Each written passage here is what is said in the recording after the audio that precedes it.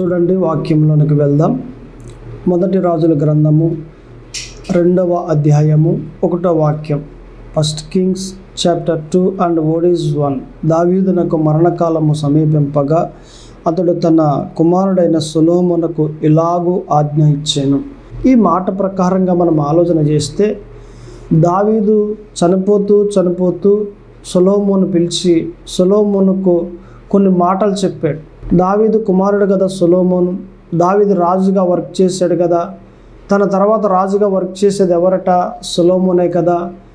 మరి సొలొమోను జాగ్రత్తలు తీసుకుంటూ మంచిగా బ్రతుకుతూ అందరికీ న్యాయం చేస్తూ దేవుణ్ణి వెంబడిస్తూ ఉండాలి అన్న ఆలోచన దావీదునకు ఉండి, నువ్వు ఇలాగూ ఉండు అని కొన్ని మాటలు చెప్పి తర్వాత చనిపోయాడు. ఈ దావీదు చెప్పిన మాటలేంటి అనేది మనం గ్రహిస్తే, ఇక్కడ మనకి 2వ అధ్యాయంలో 1వ వాక్యంలో కాస్త క్రిందకి వెళ్ళేసరికి మనకు కనిపిస్తుంది ఒక మాట, ధైర్యముగా ఉండు అనే మాట మనకు కనిపిస్తుంది. ధైర్యముగా ఉండాలి. ఎలా ఉండాలట? ధైర్యంగా ఉండాలి. అక్కడ అంటున్నాడు దావీదు, నా కుమారుడైన సొలొమోన్, నీవు ధైర్యంగా ఉండు. నీకు వచ్చిన బాధలను బట్టి, నీకు వచ్చిన సమస్యలను బట్టి నువ్వు ధైర్యంగా ఉండు. నువ్వు ధైర్యంగా ఉన్నట్లయితే ఎటువంటిది వచ్చినప్పటికీ, ఎటువంటిది ఏదైనా వచ్చినప్పటికీ నువ్వు చక్కగా చేయగలవు. నువ్వు ఏదైనా ముందుకు సాగగలవు. నువ్వు ధైర్యంగా ఉండు. ధైర్యమే అనేక పనులు చేయడానికి కారణంగా ఉంటుంది. అటువంటి ధైర్యము నీలో ఉండాలి అని దావీదు ఎవరికట? సొలొమోనుకి చెప్పాడు. నిజమే కదా, ధైర్యంగా మనం ఉండాలి. ఈ ధైర్యం అనేది లేదు అని అంటే చేసే కార్యాన్ని కూడా మనం చేయలేం. ధైర్యంగా ఉండగలిగాము అని అంటే ఎటువంటి కార్యమైనా చేయగలుగుతాం. మనం డేర్గా ఉండాలి. డేర్ అనేది మన జీవితంలో చాలా అవసరమైనది. దావీదు పట్ల ఒక మాట నేను గట్టిగా చెప్పగలను. ఏంటంటే, దావీదుకి సమస్య వచ్చినప్పుడు యెహోవాను బట్టి ధైర్యం తెచ్చుకుని తాను చాలా ముందుకు సాగినట్లుగా మనం చూస్తూ ఉన్నాం. చాలా ధైర్యం గలవాడు దావీదు అని నేను చెప్పగలుగుతూ ఉన్నాడు. ఆ మాట మనకి ఎక్కడ కనిపిస్తుంది? 1 Samuel 30:6 మనకు కనిపిస్తుంది. 1 Samuel 30 అలాగనే 6వ వాక్యం ఇక్కడ మనకు కనిపిస్తుంది. యెహోవాను బట్టి మరి దావీదు ధైర్యం తెచ్చుకున్నాడు. నిజానికి కొట్టడానికే వచ్చారు, కూడా ఉన్నవారు రాళ్ళు రువ్వి కొట్టడానికి వచ్చారు. అయితే నన్ను ఎక్కడైతే చంపేస్తారో అన్న బాధ బందీ ఏమీ లేకుండా దేవునికి ప్రార్థన చేశాడు. దేవా, ఏం చేయమంటావు అని దేవుడు చెప్పాడు. దాని ప్రకారంగా దావీదు నడుచుకున్నాడు. నిజమే కదా. మనకు సమస్య వచ్చినప్పుడు మనం ధైర్యంగా ఉండగలగాలి. మనకు బాధ వచ్చినప్పుడు మనం ధైర్యంగా ఉండగలగాలి. మనకు నిందలు అవమానాలు వచ్చినప్పుడు మనం ధైర్యంగా ఉండగలగాలి. మనం ఎప్పుడైతే ధైర్యంగా ఉండగలుగుతామో ఖచ్చితంగా మనం గమ్యానికి చేరుకుంటాం. మనలోనికి అధైర్యం వచ్చేసిందనుకోండి, మనం గమ్యానికి చేరుకోలేం. మనం ఎలా ఉన్నాం? ధైర్యంగా ఉన్నామా? ధైర్యంగా ఉండాలి. పౌలు గారు కూడా ఒక మాట అంటాడు. ఎవరికి? హెబ్రీలో సంఘానికి పత్రిక రాసి చెప్తూ ఉన్నాడు. ఏమని? హెబ్రీ 10:35. కాబట్టి మీరు ధైర్యమును విడిచిపెట్టకుడి, దానికి ప్రతిఫలముగా గొప్ప బహుమానము కలుగును అని అన్నాడు. అంటే కాబట్టి మీ ధైర్యమును విడిచిపెట్టకుడి. చూడండి వర్డ్ ఎలాగుంది, ఎంత బాగుందో. అంటే పౌలే చెప్తున్నాడు, హెబ్రీలో ఉన్న సంఘానికి బోధిస్తూ ఉన్నాడు. ఏమని? కాబట్టి మీ ధైర్యమును విడిచిపెట్టకుడి. మనకు సమస్యలు వచ్చినప్పుడు, మనకు బాధలు వచ్చినప్పుడు దేన్ని వదిలేయకూడదట? ధైర్యాన్ని వదిలేయకూడదు. ఇప్పుడు ఉదాహరణకి ఏదైనా ఒక వరద వచ్చింది. ఆ వరదలో ప్రజలంతా కూడా కొట్టుకెళ్ళిపోతూ ఉన్నారు. పదార్థాలు కానివ్వండి, వస్తువులు కానివ్వండి, చెట్లు కానివ్వండి, లేకపోతే కొమ్మలు కానివ్వండి, లేకపోతే పలానా కారులు కానివ్వండి, కొట్టుకెళ్ళిపోతూ ఉన్నాయి వరద నీటిలో. ఒక మనిషి సరిగ్గా కొట్టుకెళ్ళిపోతా ఒక స్తంభాన్ని పట్టుకున్నాడు. ఆ స్తంభాన్ని పట్టుకున్నప్పుడు ఇప్పుడు ఎలా పట్టుకోవాలి? గట్టిగా పట్టుకోవాలి. ఎందుకు పట్టుకోవాలి? క్రిందకి కొట్టుకుపోకుండా. క్రిందకి కానీ కొట్టుకుపోయాడని కూడా చచ్చిపోతాడు. అదే కానీ ఆ స్తంభాన్ని గట్టిగా పట్టుకున్నాడు అనుకోండి, ఎవరో ఒకరు వచ్చి కాపాడుతారు కదా. అందుకే తాను ఎలా పట్టుకోవాలి ఆ సమస్యలు అంటే గట్టిగా పట్టుకోవాలి. మనము కలిగి ఉన్న ధైర్యాన్ని కూడా గట్టిగా పట్టుకోవాలి. దేవుడు ఒక అవకాశాన్ని ఇస్తాడు, బ్రతుకుతాం మనం. ఎవరో వస్తారు నామేసుకుని, లేదా ఎవరో వస్తారు హెలికాప్టర్ వేసుకుని, లేదా ఎవరో వస్తారు ఒక తెప్పేసుకుని, మొత్తం మీద దేవుడు ఒక అవకాశాన్ని కల్పిస్తాడు. ఏదో రకంగా ఆ మనిషి బ్రతకడానికి అవకాశం ఉంటుంది. ఎప్పుడట ఆ స్తంభాన్ని గట్టిగా పట్టుకుని నిలబడినప్పుడు అక్కడ. అంతేగాని సర్లే ఇదేముందలే, దీనికి కాకపోతే ఇంకో దాన్ని పట్టుకుందామలా అని వదిలేస్తే కొట్టుకుపోతాడు, చచ్చిపోతాడు మనిషి. అందుకే మనకొచ్చిన బాధలలో, మనకొచ్చిన సమస్యలలో మనము కలిగి ఉన్న ధైర్యాన్ని గట్టిగా పట్టుకుని ఉండాలి. ఇప్పుడు ఒక ప్రాంతంలో ఒక వరద వచ్చిందంటే ఎలాగునే ఆ వరద నీటిలో చాలామంది ఎడ్ల బండ్ల మీద మనుషులు తీసుకెళ్ళి ఒక ఎత్తైన స్థలంలో పెడతా ఉన్నారట. గవర్నమెంట్ వారు పురమాయించారు. అందరూ తీసుకెళ్తూ ఉంటే ఒక ఆయన నిలబడి ఉన్నాడు. అక్కడ నిలబడి ఉంటే ఇప్పుడు ఎవరో వచ్చి ఎవయ్యా నువ్వు ఎక్కలేదట్టి, ఎక్కే ఎడ్ల బండి, అందరూ వెళ్ళిపోతున్నాం కదా అని అంటే, లేదు నేను దేవుని ప్రార్థన చేశాను, దేవుడు వస్తాడు, మీరు వెళ్ళిపోండి అన్నాడట. సరే నిలిపారు. నీరు పెరిగిపోయిన తర్వాత నామల మీద వచ్చారట, దోణుల మీద. వాళ్ళు కూడా అడిగారట, ఎవయ్యా ఏంటి ఇంకా నువ్వు ఎక్కలేదేంటి, ఎక్కువ అని అంటే, లేదు నేను దేవుని ప్రార్థన చేశాను, దేవుడు వస్తాడు, మీరు వెళ్ళిపోండి అన్నాడట. ఇంకా నీరు పెరిగిపోయిన తర్వాత ఇక చూడండి, ఇప్పుడు ఎంత మట్టుకు పెరిగిపోయిందంటే ఇల్లులే మునిగిపోయేంత లాగును పెరిగిపోయింది. ఇప్పుడు ఇంటి పైన కప్ప మీద కూర్చుని ఉన్నాడట. ఇప్పుడు హెలికాప్టర్ వచ్చిందట. సరిగ్గా ఒక తాడు కిందకేసి ఎక్కేయి, నువ్వు ఒక్కడమే ఉన్నావు ఎక్కేయి అని అంటే, లేదు మీరు వెళ్ళిపోండి, నేను దేవుని ప్రార్థన చేశాను, దేవుడు వస్తాడు అని అన్నాడట. ఈరోజు హెలికాప్టర్ వెళ్ళిపోయింది, నీరు ఎక్కువైపోయింది, కొట్టుకెళ్ళిపోయాడు, చచ్చిపోయాడు. చనిపోయిన తర్వాత దేవుని రాజ్యం వెళ్ళి దేవుణ్ణి నిలదీసి అడుగుతున్నాడట, ప్రభువా నువ్వు ఎందుకు రాలేదు నేను ప్రార్థన చేస్తే అన్నాడట. నేను రాకపోవడం ఏంటి, నీకు ఎడ్ల బండి పంపించారు కదా, అది నేనే పంపించాను అన్నాడట. మీరు పంపించారా? అవును. ఎడ్ల బండి ఏంటి, నామ కూడా పంపించారు కదా, ఒక దోణి వచ్చింది కదా నీ దగ్గరికి, అది కూడా నేనే పంపించాను. అలాగా ప్రభువా, అదే కాదు హెలికాప్టర్ కూడా నేను పంపించాను నీ దగ్గరికి, నువ్వే ఎక్కలేదు, డైరెక్ట్గా నా దగ్గరకు వచ్చేసావు అన్నట్టు. ఇక చూడండి, అరే దేవుడు 3 అవకాశాలు ఇచ్చాడు, నేను వినియోగించుకోలేదు అని బాధపడ్డాడు. సుఖమేముంది, ఇప్పుడు ఎక్కడున్నాడు, దేవుని రాజ్యంలో ఉన్నాడు. భూమి మీద బ్రతికే అవకాశం కోల్పోయాడు. దేవుడు అవకాశం ఇస్తాడు. అవకాశం ఇచ్చినప్పుడు అది మనం వినియోగించుకోవాలి. వినియోగించుకుంటే బాగుపడతాం, వినియోగించుకోకపోతే మామూలే, ఎక్కడేసిన గొంగలు అక్కడే. సో నేను చెప్పే మాట మీరు జ్ఞాపకం పెట్టుకోండి. ఇక్కడ నా కుమారుడైన సొలొమోన్, నీవు ధైర్యంగా ఉండు. ఎలా ఉండని చెప్తున్నాడు, నువ్వు ధైర్యంగా ఉండు. ఈ మాటలు మనకు ఎక్కడ కనిపిస్తాయి? మొదటి రాజుల గ్రంథంలో 2వ అధ్యాయంలో 1 నుండి మనకు కనిపిస్తాయి.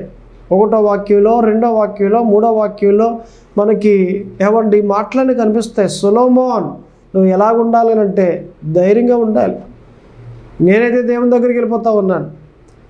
ఏది లోకరీతిగా లోకంలో మనుషులంతా కూడా ఎలాగైతే చనిపోతా ఉన్నారో నేను కూడా అలాగే చనిపోతూ ఉన్నాను, నో ప్రాబ్లం. బట్ నువ్వు మట్టుకి ధైర్యంగా ఉండు, డేరుగా ఉండు. సొలొమోన్ నువ్వు రాజువి, నా తర్వాత రాజువు, నువ్వు పరిపాలన చేయాలి, 2 దేశాలు పరిపాలన చేయాలి, నువ్వు మట్టుకి ధైర్యంగా ఉండు సొలొమోన్ అని చెప్పాడు.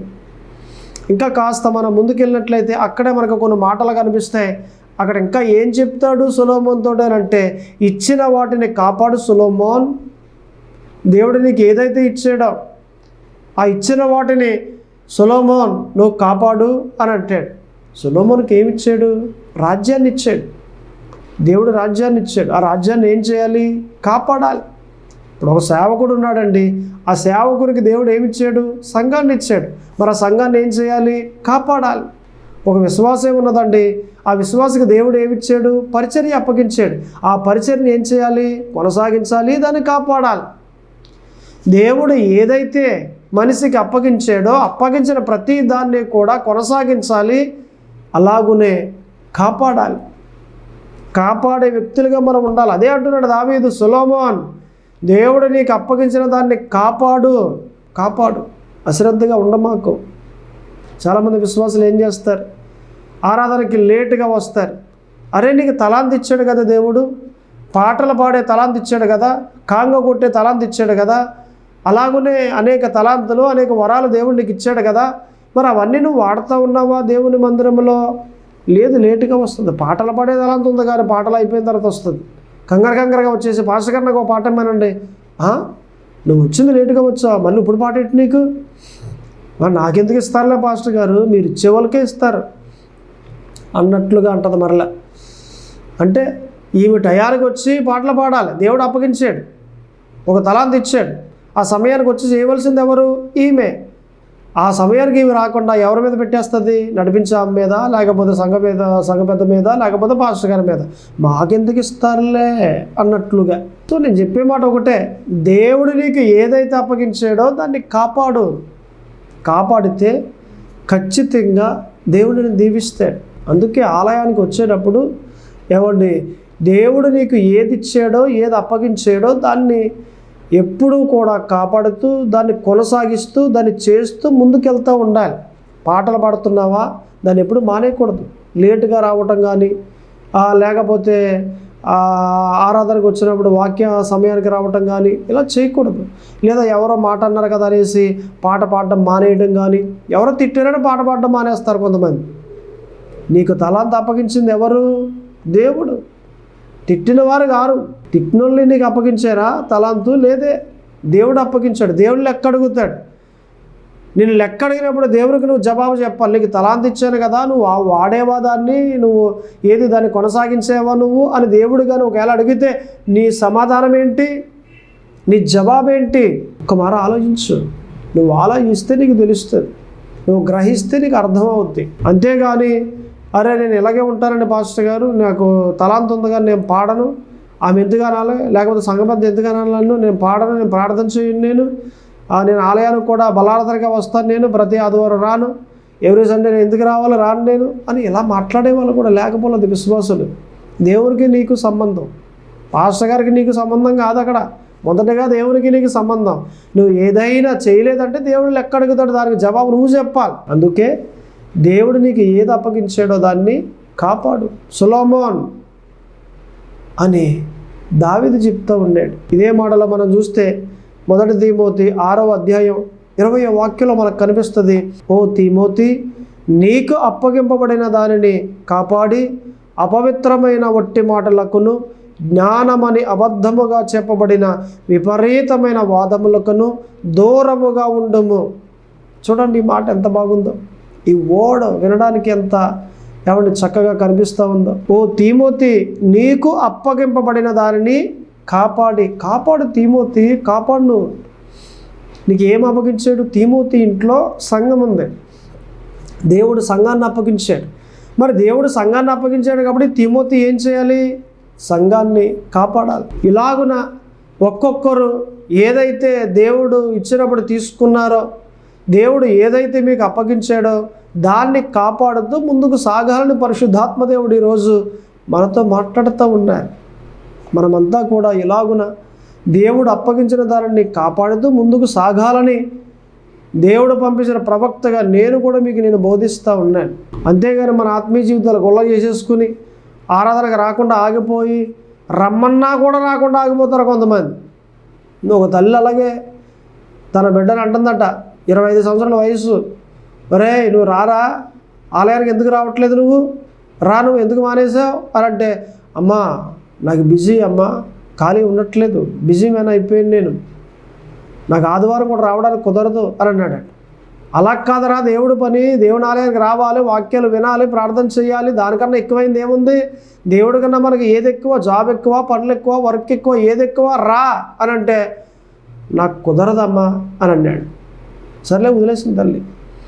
ఆదివారం ఆరాధనకు రావడమే మానేశాడు.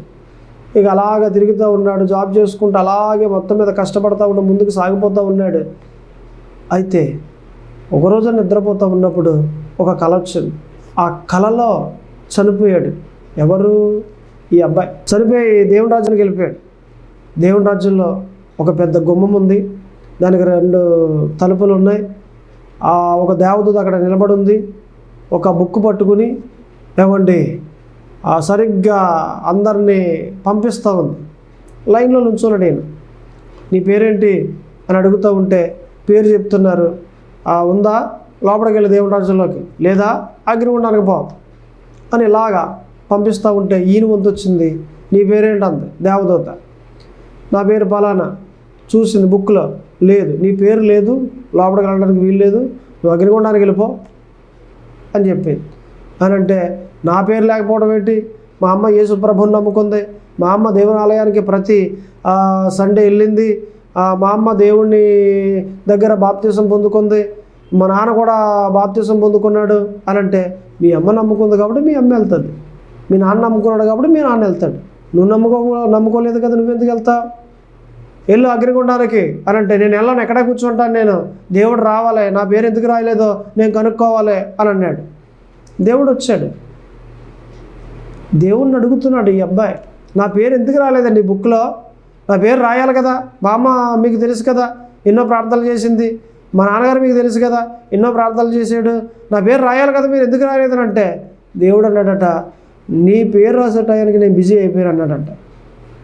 ఆలయానికి రావడానికి ఈయనకి బిజీ అయితే ఈయన పేరు రాసే టయానికి ఆయన బిజీ అయిపోయాడు దేవుడు. నాకు అర్థమైందండి అని అంటే ఇప్పుడేం కుదరదేక అని దేవదూతలు పిలిచి అగ్నిగుండంలో ఏం చేశాడట. అగ్నిగుండంలో పడిపోయి మలమలా కాలుతూ ఉంటే అమ్మోయ్ బాబోయ్ అమ్మోయ్ బాబోయ్ అని అంటూ ఉంటే ఒక్కసారిగా మెలకు వచ్చేసింది. ఓరు నాయన, ఇది కళ, ఇంకేమన్నా ఉందా? ఈ కానించి ఆలయానికి వెళ్ళిపోవాలనేసి ఉదయం లెగ్గానే ఆదివారం ఆలయానికి వెళ్ళిపోయాడు.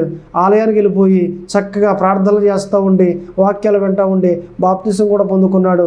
అంతేకాదు అనేక మంది వచ్చేటట్లుగా ఈ కళను చెప్పి అనేక మందిని తీసుకొచ్చాడు. నేను అంటాను, సౌరం అవుతేనే కానీ ఎవరు అవ్వదు. ఆ కళ ఇస్తే మార్చబడ్డాడు. దేవుడు చెప్తాడు, ఆయన ఉత్తరవాది కాదు, నువ్వు వస్తావా లేకపోతే అగ్నిగుండానికి పోతావా, ఇది నీ పరిస్థితి, నువ్వు వచ్చేలాగుంటే రా, నా రాజ్యం రావాలి అని అంటే ఇలా రావాలి, ప్రతి ఆదివారం ఆలయానికి రావాలి, వాక్యాలు వినాలి, ప్రార్థనలు చేయాలి, నేను చెప్పినట్లుగా నువ్వు మార్చబడాలి, అప్పుడే కదా నా రాజ్యంలోకి వచ్చేది. నువ్వు ఏం చేస్తావా? వస్తావా దేవుడి రాజ్యం లేకపోతే అగ్నిగుండానికి పోతావా అన్నట్లుగా దేవుడు కొన్ని కళలు ఇస్తాడు. అలాగనే కొంతమందితో మాట్లాడిస్తూ ఉంటాడు దేవుడు. టేక్ ఇట్ ఈజీగా నువ్వు తీసుకున్నావంటే, నిర్లక్ష్యం చేసావంటే నష్టపోయేది నువ్వే, దేవుడు కాదు. అలా కాకూడదని దేవుడు నీతో మాట్లాడుతున్నాడు. ఆలయానికి మానేయకు, నిర్లక్ష్యంగా ఉండకు, ప్రార్థన చేయడం మానేయకు, భక్తి చేయడం మానేయకు, బైబిల్ చదవడం మానేయకు, అశ్రద్ధగా ఉండమాకు, దేవుని మర్చిపోకు, దేవుని కలిగుండు. నీ జీవితం బాగుంటుంది, నీ జీవితాన్ని హెచ్చింపజేస్తాడు. సొలొమోన్, నువ్వు ధైర్యంగా ఉండు. మనుషులంతా కూడా ఎలా చనిపోతూ ఉన్నారు, నేను కూడా అలాగే చనిపోతూ ఉన్నాను, దేవుని రాజ్యం వెళ్ళిపోతాను, నేను ఆయనకి దగ్గరగా ఉన్నాను, నువ్వు కూడా దేవునికి దగ్గరగా ఉండు. సొలొమోన్, నువ్వు ధైర్యంగా ఉండు, దేవుడు ఇచ్చిన దాన్ని కాపాడు సొలొమోన్ అని దావీదు తన కుమారుడైన సొలొమోనుకి చెప్తూ ఉన్నాడు. ఇంకా మనం కిందకి వెళ్ళినట్లయితే మనకి కనిపిస్తుంది ఎక్కడనంటే అదే మాటల్లో ఆయన మార్గములను అనుసరించు సొలొమోన్ అని అంటాడు. ఆయన మార్గములను అనుసరించు, ఆ మాట మనం ఎక్కడ చదువుకోవాలి? రోమా 12:2 మనకు కనిపిస్తుంది. మీరు ఈ లోక మర్యాదను అనుసరింపగా ఉత్తమమును అనుకూలమును సంపూర్ణమునై ఉన్న దేవుని చిత్తమేదో పరీక్షించి తెలుసుకున్నట్లు మీ మనస్సు మారి నూతన మొగుట వలన రూపాంతరము పొందుడి. ఈ మాట ప్రకారంగా మనం మాట్లాడుకుంటే ఏమండి, దేవుని మార్గాన్ని అనుసరించాలి. ఈ లోక మర్యాదను ఏం చేయకూడదు? అనుసరించకూడదు.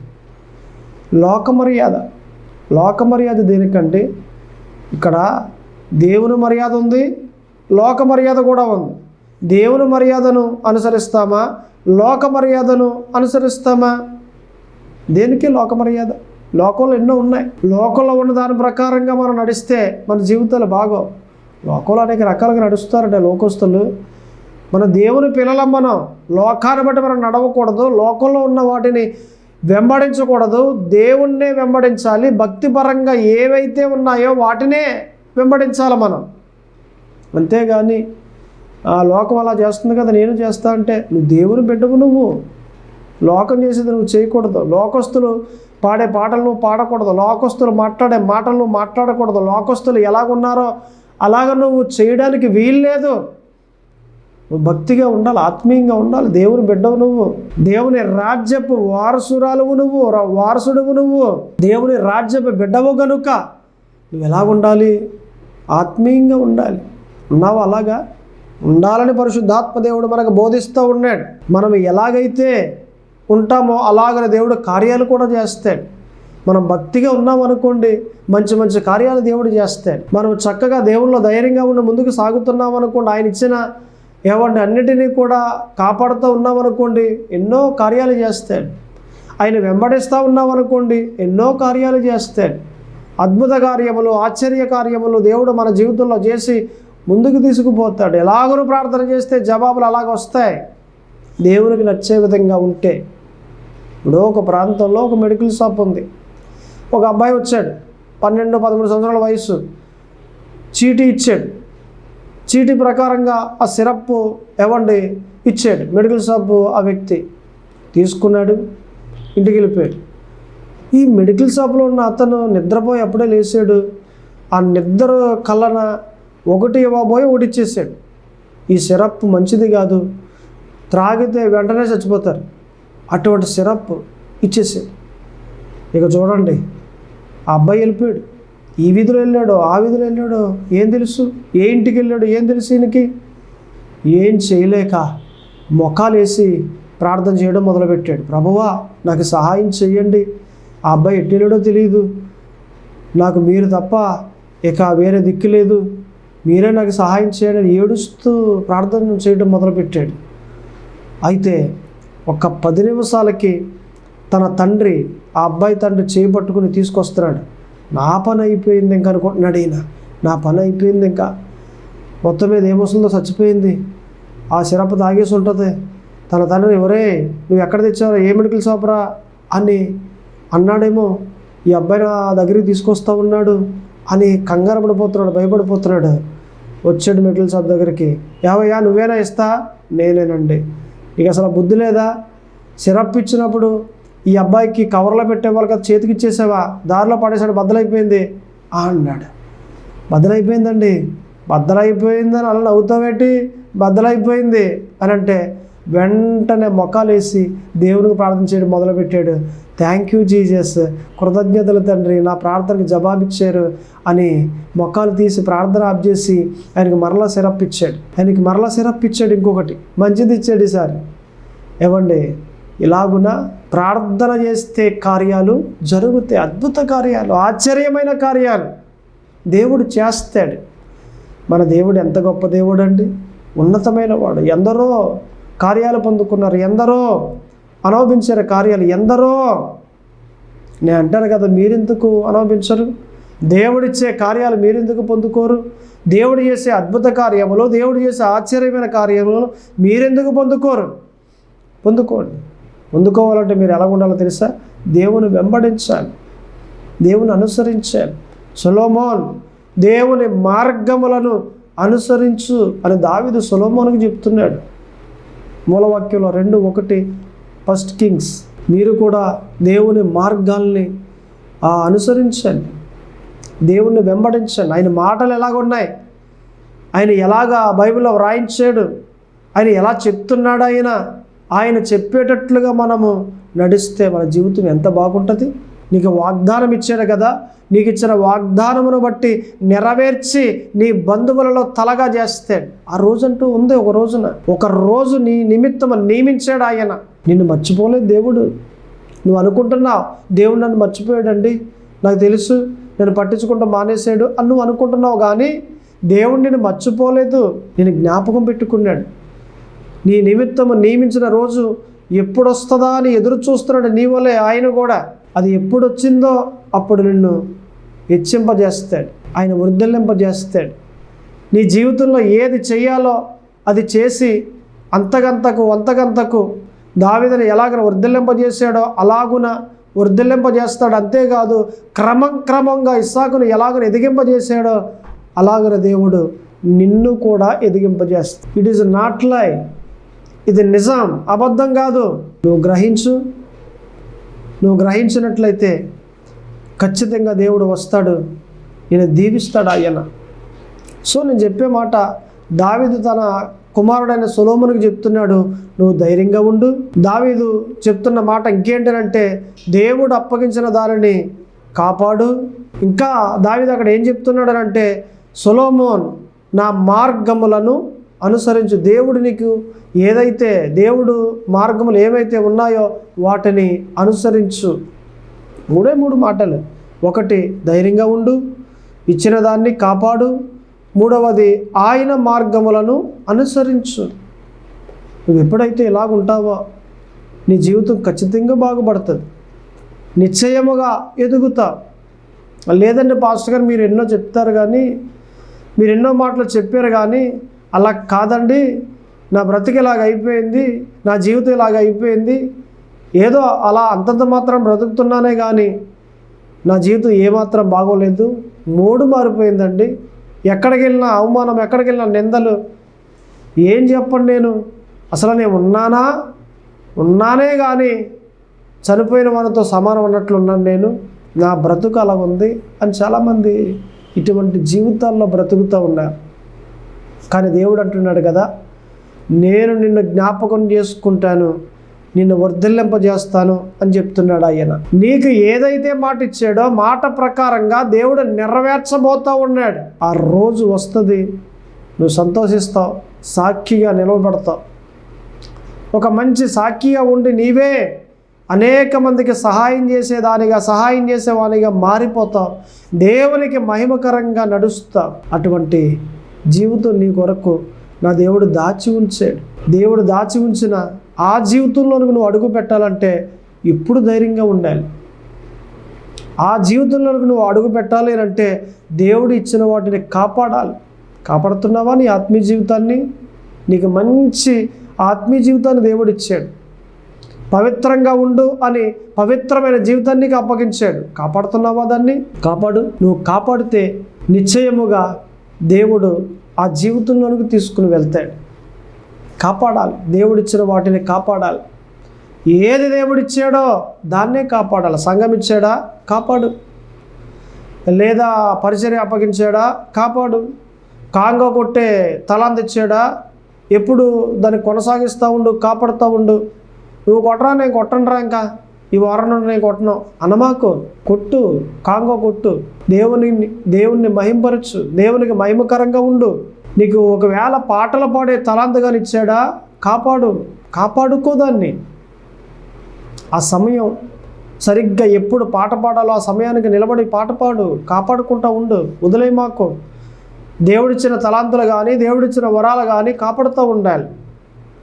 సో నేను చెప్పే మాట ఒకటే, దావీదు అంటున్నాడు, నా కుమారుడైన సొలొమోన్ నువ్వు ధైర్యంగా ఉండు, నా కుమారుడైన సొలొమోన్ ఇచ్చిన వాటిని కాపాడు, నా కుమారుడైన సొలొమోన్ ఆయన మార్గములను అనుసరించు. ఈ మూడు మాటలే. ప్రార్థన చేసుకుందాం. కళ్ళు మూసుకోండి. ప్రార్థన. పరిశుద్ధుడా దేవ తండ్రి, ప్రభువా యేసు క్రీస్తు, అయ్యా ఇదిగో ప్రభువా, ప్రార్థన చేస్తూ ఉండగా మీ కృపా క్షేమములు మెండుగా కలగచేయండి. ఎందరైతే ఈ వాక్యాన్ని వింటున్నారో వారందరిని దీవించండి, బలపరచండి, వారి ఇబ్బందుల నుండి విడిపించండి.